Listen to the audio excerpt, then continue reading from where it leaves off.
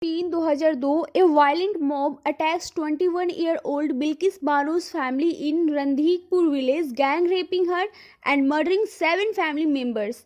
Then after December 2023, Supreme Court orders a CBI inquiry into Bilkis Banu's case. And then after January 21, 2008, a special court convicts 11 men, sentencing them to life imprisonment for rape and murder. Then December 2016, Bombay High Court reserves judgment on appeals by the 11 convicts. Then by 2017, Bombay High Court upholds life sentences for the 11 convicts. Then April 23, 2019, Supreme Court directs Gujarat government to pay 50 lakh compensation to Bilkis Bano. Then May 13, 2022, Supreme Court instructs Gujarat government to consider a convict's plea for premature release under its 1992 policy. Then after August 15 to 2022, as per Gujarat remission policy, 11 convicts are released from Godhra sub-jail. Then August 25, 2022, Supreme Court issues notice on PIL against convicts premature release. Then November 30, 2022, Bilkis Bano challenges Gujarat remission decision. Then after December 17, 2022, Supreme Court rejects Bilkis Bano's plea for a review of its May 13, 2022 verdicts. Then March 27, 2023, Supreme Court issues notice on Bilkis Bano's pleas against remission. August 7, 2023, Supreme Court final hearing on petitions challenging remission decision. October 12, 2023, Supreme Court reserves verdict after an 11 days hearing. Then after finally January 8, 2024, Supreme Court nullifies remission for 11 convicts, citing stereotyped orders, directs convicts to surrender within 2 weeks. Hi everyone, I am welcome you all to the Ritika Singh Studios YouTube channel. आज की news है Bilkis Bano case के ऊपर। हम detail में जानेंगे कि Bilkis Bano case है क्या और सुप्रीम कोर्ट का जजमेंट क्या आया है, क्यों आया है। जितने भी 11 पर्सन को छोड़ा गया था, पहले उनको लाइफ इम्प्रिजनमेंट की सज़ा सुनाई गई थी, फिर कुछ रीज़न करके पिछले साल 2022-23 में उनको छोड़ दिया गया और सुप्रीम कोर्ट ने उन्हें फिर से ऑर्डर दिया है कि 2 वीक के अंदर फिर से सरेंडर करने के लिए। So now we will move towards 28 फरवरी 2002। एक ट्रेन थी जिसमें कार सेवक सवार थे जो कि अयोध्या से सेवा करके वापस आ रहे थे और उस ट्रेन में बेसिकली आग लग जाती है। कुछ टाइम बाद ये आग राइट्स की तरफ पूरे गुजरात में फैल जाती है। जैसे ही ये राइट्स पूरे गुजरात में स्टार्ट होते हैं तो बहुत सारी फैमिली थी जो कि विक्टिम थी। उनमें से ही एक विक्टिम फैमिली थी बिल्किस बानो की। So Bilkis and family from Randhikpur, okay. And riots के बाद इन्हें अपना घर छोड़ना पड़ता है। एंड जैसे ही ये अपना घर छोड़ते हैं तो 3 मार्च 2002 को इंसिडेंट होता है जिसके लिए ये केस फेमस है। वो केस ये था कि 3 मार्च 2002 को बिल्किस बानो 5 महीने से प्रेग्नेंट थी। इस वक्त के ऊपर उनके जितने भी फैमिली मेंबर थे दंगों में मार दिए जाते हैं। बिल्किस बानो का रेप करा जाता है। अब इसी का कंप्लेंट कराने के लिए 4 मार्च 2002 को लीमखेड़ा पुलिस स्टेशन ले जाया जाता है जहां पर उनके द्वारा एफआईआर दर्ज की जाती है। बट लीमखेड़ा वहां पे जो एफआईआर दर्ज होती है, जो थाने वाले थे वो उनका एफआईआर दर्ज तो करते थे लेकिन उसमें वो लिखना चाहती है कि भाई मेरा रेप हुआ है और इसमें जो जिन व्यक्तियों ने 10-11 व्यक्तियों ने किया उनका नाम वगैरह लिखा नहीं जाता। रेप से वो ट्रॉमेटाइज्ड थे, ओके। उनको गोधरा रिलीफ कैंप, बेसिकली जो राइट्स में दोबारा पीड़ित जो लोग थे गोधरा राइट्स में जिनको भी नुकसान पहुंचा उनके लिए रिलीफ कैंप इस्टेब्लिश करा गया था, ओके। तो 5 मार्च 2002 को उनको वहां ले जाया जाता है। वहां बेसिकली वो फिर से ट्राई करती हैं कि उनका कंप्लेंट फाइल हो प्रॉपर तरीके से जैसे वो चाहती हैं। तो जो पंचमहल कलेक्टर थे जयंती रवि, वो रिलीफ कैंप में जो भी एक एग्जीक्यूटिव मजिस्ट्रेट थे उनको सख्त हिदायत देते हैं कि जो ये कहना चाहती है उनकी कंप्लेन फाइल करी जाए। जब ये कंप्लेन फाइल होती है तब केस शुरू हो जाती है, लेकिन जब तफ्तीश शुरू हो जाती है तब पुलिस उसके बाद एक पहली समरी मतलब पुलिस एक अपनी पहली समरी रिपोर्ट दायर करती है कि ये हमें तफ्तीश में मिला, और उनका कहना ये था कि बिल्किस बानो बोल सच रही है, बट जो वो हमें तफ्तीश करनी थी उसमें हमें कुछ नहीं मिला। मतलब जब ये कंप्लेंट फाइल होती है तब इस केस की इन्वेस्टिगेशन स्टार्ट हो जाती है, लेकिन इन्वेस्टिगेशन स्टार्ट होने के बाद जब पुलिस अपनी एक पहली समरी रिपोर्ट दायर करती है कि ये हमें इन्वेस्टिगेशन में ये हमें मिला, और उनका कहना ये था कि बिल्किस बानो बोल तो सच रही हैं, बट जो हमें इन्वेस्टिगेशन करनी थी उसमें हमें कुछ नहीं मिला। जो कल्प्रिट का ये नाम ले रही है हमें वो भी नहीं मिले, और इसीलिए दैट्स वाई हम आपसे ये रिक्वेस्ट करते हैं कि इस केस को क्लोज कर दिया जाए। लेकिन जुडिशियरी बोलती है कि हम इस केस को क्लोज नहीं करेंगे। अब आगे फरवरी 2003 में तो लीमखेड़ा पुलिस स्टेशन फिर से रीसबमिट करता है रिपोर्ट को और रिक्वेस्ट करता है कि हमें इन्वेस्टिगेशन के दौरान कुछ नहीं मिला, तो आप प्लीज़ इस केस को रिटर्न ले लीजिए, मतलब प्लीज़ इस केस को क्लोज कर दीजिए, ओके। लेकिन इसके बाद बिल्किस बानो सपोर्ट लेती हैं सुप्रीम कोर्ट का, और सुप्रीम कोर्ट के डायरेक्शन पर ही सीबीआई की एंट्री होती है इस केस में। तो अप्रैल 2003 में बिल्किस सुप्रीम कोर्ट को अप्रोच करती हैं और बोलती हैं कि जो भी मजिस्ट्रेट के ऑर्डर थे, जिन ऑर्डर्स में अपना ये रिपोर्ट आई थी, उनको सेट असाइड कर दिया गया है, उनको प्लीज़ आप वापस एक्सेप्ट कीजिए। एंड बिल्किस बोलती है कि इस केस की जो इन्वेस्टिगेशन है उस इन्वेस्टिगेशन को आप प्लीज़ सीबीआई से करवाइए, ताकि एक न्यूट्रल इन्वेस्टिगेशन हो सके इस केस में। तो 6 दिसंबर 2003 में सुप्रीम कोर्ट एक ऑर्डर निकालता है जिसके तहत इस केस की जो इन्वेस्टिगेशन थी वो सीबीआई को दे दी जाती है।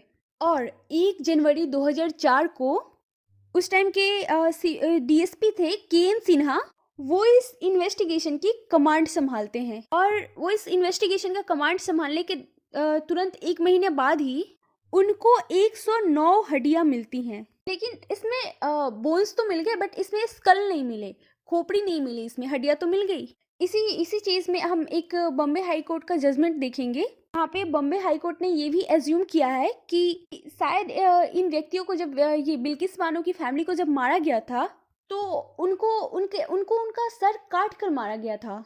नाउ मूव टुवर्ड्स नाउ अप्रैल 19 2004 इन्वेस्टिगेशन आगे बढ़ाते हुए अपनी चार्जशीट फाइल करती है, और वो अपने चार्जशीट को चीफ जुडिशियल मजिस्ट्रेट अहमदाबाद, मतलब जो कि क्रिमिनल केसेस के हेड होते हैं डिस्ट्रिक्ट लेवल पर, ये जो अहमदाबाद का कोर्ट था वहाँ पर 20 व्यक्तियों के खिलाफ एक चार्जशीट दायर करती हैं, फाइल करती हैं वो। और इन 20 पर्सन में से 6 पुलिस वाले और 2 डॉक्टर्स भी थे जिन्होंने उस टाइम पोस्टमार्टम करा था, उनके अगेंस्ट भी सीबीआई चार्जशीट फाइल कर दी। जैसे ही सीबीआई चार्जशीट फाइल करती है तो फिर लगता है कि गुजरात में कुछ तो प्रॉब्लम है, and then after case should be shifted to Mumbai. जब इतना सब कुछ हो रहा है तो देन ऐसा लगा कि कुछ तो प्रॉब्लम है इसमें, so that case should be shift to Mumbai. अगस्त 2004 में सुप्रीम कोर्ट ट्रायल को गुजरात से मुंबई शिफ्ट कर देता है, ओके। और उस टाइम की जो सेंटर की गवर्नमेंट थी उसको बोलता है कि दिस इज़ वेरी इंपॉर्टेंट, क्योंकि सुप्रीम कोर्ट प्रेजेंट की जजमेंट में भी बोला दैट ये जो वुमेन्स राइट का प्रॉब्लम है, दिस इज़ वेरी इंपॉर्टेंट। आप इसके लिए एक पब्लिक प्रोसिक्यूटर अपॉइंट करो इसके इन्वेस्टिगेशन के लिए। ये उस वक्त भी बोला था और इस टाइम भी की जजमेंट में भी सुप्रीम कोर्ट ने बोला। नाउ मूविंग फॉरवर्ड 21 जनवरी 2008 को स्पेशल जज थे ग्रेटर मुंबई में, क्योंकि केस मुंबई में चला गया था, तो वो एक वर्डिक्ट पास करते हैं कि जितने भी 20 पर्सन थे, तो बेसिकली उसमें से एक की डेथ हो जाती है, तो 19 बचे थे उसमें से, तो उन 19 में से 11 कन्विक्ट को वो लाइफ इम्प्रिजनमेंट का पनिशमेंट सुनाते हैं, okay, for 3 reasons. One is murder, rape. 7 person को एक्यूट कर देती है। 11 + 7 तो हुए 18 and 2 were lost their life during the hearing. तो 2009 से 2011 तक अपील फाइल करते हैं कन्विक्ट्स भी और सीबीआई भी, क्योंकि सीबीआई को ये लगता था कि इनको जो लाइफ इम्प्रिजनमेंट की सजा सुनाई गई है ये भी कम है, कि उसके लिए जो क्राइम इन्होंने कमिट किया है उसके लिए ये सजा बहुत कम है, सीबीआई को ऐसा लगता है। तो बेसिकली इनको डेथ पेनाल्टी तो होनी चाहिए, जो कि बेसिकली वो चाहता था कि इस इनमें से जो 3 कन्विक्ट्स थे, जिनका नाम था कि एक का नाम था जसवंत भाई चतुर भाई नाई और एक का था गोविंद भाई नाई एंड ये सैलिस चिमनलाल। तो इनको डेथ सेंटेंस मिलनी चाहिए एटलीस्ट इन 3 कन्विक्ट्स को, ऐसा सीबीआई चाहते थे। सो रिगार्डलेस दिस इसी के दौरान सीबीआई फिर इनका बॉम्बे हाई कोर्ट इनका अपील सुनता है सीबीआई की, क्योंकि सीबीआई को डेथ पेनाल्टी चाहिए थी। तो इन मई 2017 में हाई कोर्ट बोलता है, बॉम्बे हाई कोर्ट, कि जो हमने लाइफ इम्प्रिजनमेंट का सेंटेंस दिया है वो हम उसको अपहोल्ड करते हैं। लाइफ इम्प्रिजनमेंट का सेंटेंस हम वापस नहीं लेंगे, लेकिन जो आप इनको बोल रहे हो कि डेथ सेंटेंस पे कर दे, तो डेथ सेंटेंस मत करो। 11 कन्विक्ट्स को लाइफ इम्प्रिजनमेंट की पनिशमेंट सुनाई गई है वही रहने दो। और जो भी 5 पुलिस ऑफिसर इन्वॉल्व थे और डॉक्टर्स है जो भी, तो सीबीआई को ये भी चाहिए थी कि उनको भी सजा मिले। तो साथ में ये भी बोला जाता है कि जो 5 पुलिस ऑफिसर्स और 2 डॉक्टर थे जिनको हमने एक्विट करा था, सो उनका acquittal now will be set aside, मतलब उनको भी रडार में लिया जाएगा। देन आफ्टर हाई कोर्ट वाली अपील सुप्रीम कोर्ट में जाती है। ये लोग जिनको छोड़ दिया गया था उनको एक्विट करेंगे, तो कहीं ना कहीं कहीं ना कहीं वो अपील तो करेंगे। दे अपील्ड इन सुप्रीम कोर्ट। सो सुप्रीम कोर्ट ने जो भी पुलिस ऑफिसर्स एंड डॉक्टर्स के अगेंस्ट में सीबीआई ने चार्जशीट फाइल कराई थी, तो वो जो अपील करते हैं तो सुप्रीम कोर्ट उनकी अपील को डिसमिस कर देते हैं। देन 23 अप्रैल 2019, बेसिकली ये वाला जो वर्डिक्ट है सुप्रीम कोर्ट का 23 अप्रैल 2019 वाला, ये 2003 में जब Bilkis Bano went to supreme court, उन्होंने जो गुहार लगाई थी कि मेरे साथ जो भी हुआ वो बहुत गलत हुआ था। इन ऑल्सो सुप्रीम कोर्ट ने ये डायरेक्ट किया था कि बिल्किस बानो को 50 लाख रुपए की कॉम्पनसेशन मिले, प्लस उन्हें एम्प्लॉयमेंट मिले और गवर्नमेंट हाउस मिले जहाँ पे भी वो चाहती हैं। और इसी के बाद ही फर्स्ट टाइम बिल्किस बानो ने 17 सालों के बाद पहली बार दहौर जिले में, मतलब दहौर कॉन्स्टिट्यूएंसी में पहली बार उन्होंने अपनी वोट डाली। Then after 23 April 2019, acting on the prayers in 2003 transfer petition थी बिल्किस की। सी हैड साउट की डिपार्टमेंटल एक्शन है एक्यूज्ड पुलिस ऑफिसर्स और डॉक्टर के अगेंस्ट भी लिया जाए। तो इसकी प्रोसीडिंग के लिए सरकार गवर्नमेंट अपनी रिपोर्ट देती है, कि जितने भी पुलिस ऑफिसर एक्यूज थे उनकी जितने भी थे उनके जो पेंशन मिलनी थी, तो उनकी 100%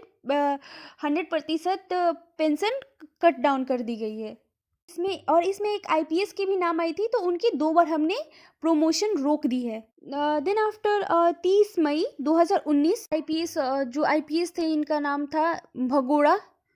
तो होम मिनिस्ट्री ने जो भगोड़ा आईपीएस थे उनकी रिटायरमेंट के एक दिन पहले डिसमिस कर देती है। और डिसमिस से क्या हुआ कि जो भी उनके पेंशन वगैरह होंगी वो नहीं मिलेंगी। देन आफ्टर मई 2022 वो कन्विक्ट थे, जो 11 पर्सन थे जो कि कन्विक्ट थे, उनमें से एक जो पर्सन थे जिनका नाम था राधे श्याम शाह।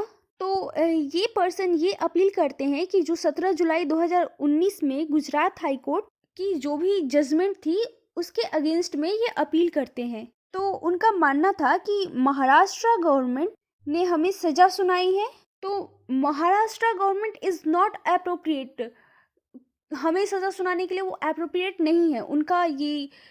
उन्होंने ये अपील किया, मतलब कि जो भी हुआ था वो गुजरात में हुआ था, तो महाराष्ट्र गवर्नमेंट ने हमें सजा क्यों सुनाई।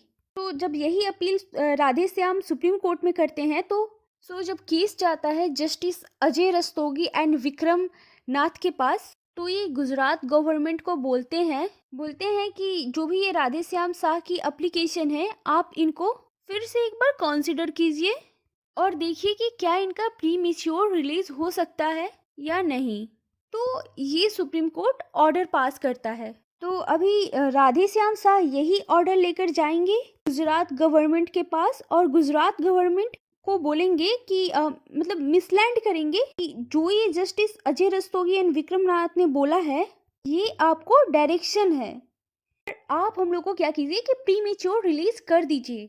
मतलब कि कोर्ट ने तो ऑर्डर दिए थे चेक करने के लिए, वही आज के जजमेंट में सुप्रीम कोर्ट ने नलीफाई करा है कि जो ये राधे श्याम शाह थे इन्होंने गुजरात की गवर्नमेंट को मिसलैंड किया था, मिसलैंड करा के डिसीजन पास करवाया था। उसी की वजह से 15 अगस्त 2022 उनको गोधरा सब जेल से छोड़ दिया जाता है।